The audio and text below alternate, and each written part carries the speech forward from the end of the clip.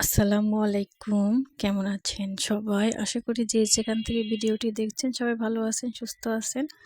চলে আসলাম নতুন একটি ভিডিওতে। তো আজকে ভিডিওটা শুরু করলাম। এই তো আমি এখানে একটু পিঠা বানাবো। অনেক ব্যস্ততার মধ্যে দিন যাচ্ছে, দেখতেই পাচ্ছেন ঠিকমতো ভিডিও দিতে পারছি না। তো যাই হোক, তারপরও শর্টকাট করে চিন্তা করলাম যে একটু দেখি। আপনাদের সঙ্গে কথা না বললেও ভালো লাগে না।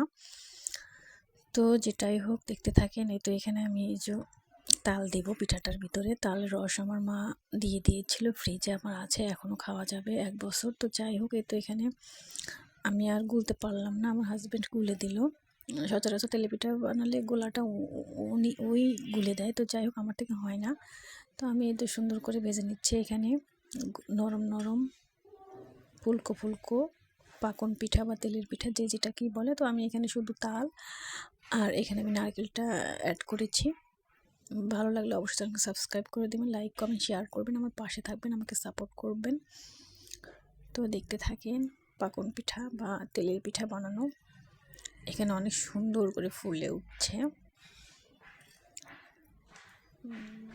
এই তো, কিছু মনে করবেন না আপনারা। এই তো দেখেন,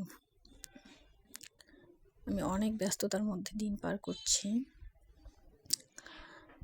তো শীতের দিনে তো আসলে পিঠাপুলি একটু খেতেই হয়, না হলেও ভালো লাগে না।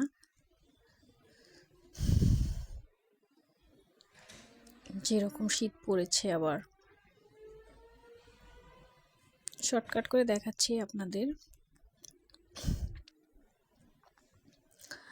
এত ব্যস্ত যে নিজের খাওয়ার সময়টুকু পাই না, এরকম হয়েছে। আগে তো দেখা গেছে যে বসে থেকে একটু সংসারের কাজ করতাম, বসে থাকতাম, ঘুমাতাম, দিন চলে যেত। তো এখন তো অনেক ব্যস্ত। তো দেখতে থাকেন, ভালো লাগবে। আল্লাহ হাফেজ।